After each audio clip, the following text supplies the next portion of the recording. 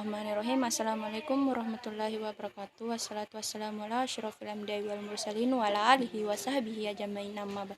Pertama-tama mari kita panjatkan puji syukur atas berkat rahmat Allah kita masih sempat melakukan aktivitas kita seperti biasa, dan tak lupa pula kita kirimkan salawat serta salam kepada baginda Nabi Muhammad SAW yang telah membawa kita dari alam jahiliyah menuju alam yang terang benderang. Baiklah, perkenalkan, nama saya Dewi Sartika dari Prodi S1 Kebidanan. Saya akan membawakan materi tentang pertumbuhan dan perkembangan sistem reproduksi wanita. Sebelum kita memasuki pertumbuhan dan perkembangan sistem reproduksi wanita, kita harus mengetahui apa itu sistem reproduksi wanita. Sistem reproduksi wanita adalah bagian tubuh yang termasuk organ dalam utama dari sistem reproduksi wanita adalah vagina dan rahim, yang berguna sebagai wadah dari air, mani dan ovarium, tempat menghasilkan sel telur wanita. Vagina menempel ke rahim melalui serviks, sedangkan saluran tuba menghubungkan rahim ke ovarium. Perkembangan reproduksi.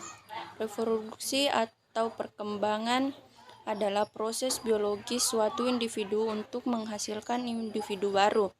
Reproduksi merupakan cara dasar mempertahankan diri yang dilakukan oleh semua bentuk kehidupan oleh pendahuluan setiap individu organisme untuk menghasilkan suatu generasi selanjutnya. Perubahan pada organ reproduksi.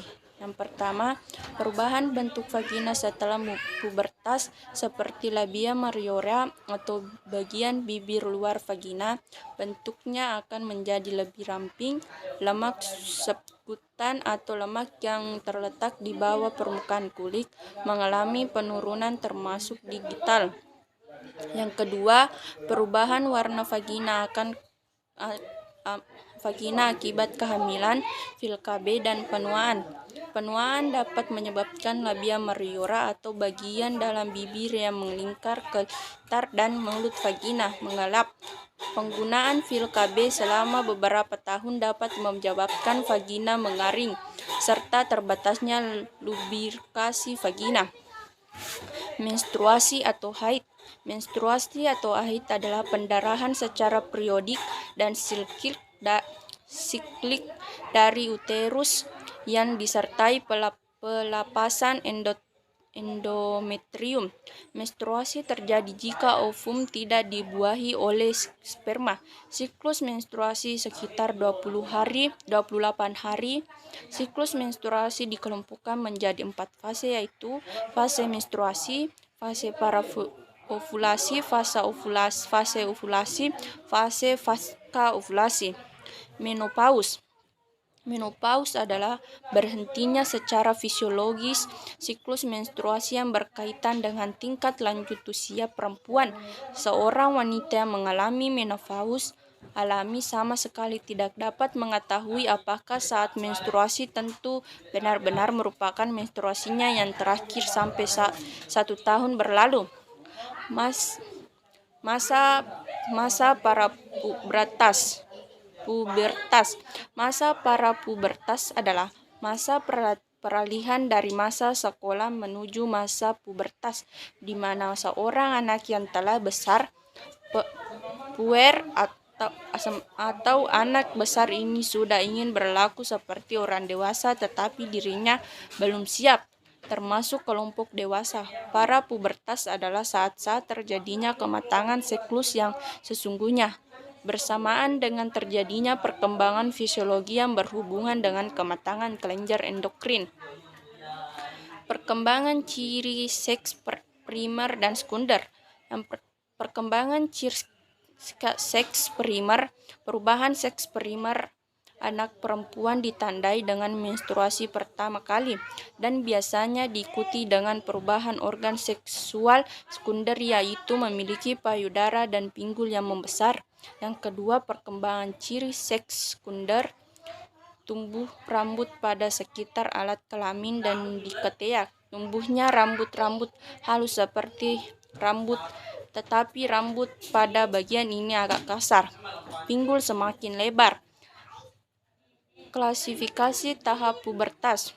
Terdapat 5 tahap perubahan fisik pada perempuan yang mengalami pubertas menurut Marcia dan Tenar. Kelima tahap tersebut adalah rambut pubis. Ya, inilah tahap perkembangan rambut pubis. Deskripsi. Yang pertama, para remaja tidak terdapat rambut pubis, rata-rata 0, kisaran 0. 2. Pertumbuhan tipis dari rambut halus lurus di sepanjang labia, rata-rata 11,7, kisaran 9,3 sampai 14,1. Yang ketiga, rambut menghitam, menebal, dan sebagian besar keriting. Rambut menyebar jarak di sepanjang sambungan labia, rata-rata 12,4, kisaran 10,2 sampai 14,6.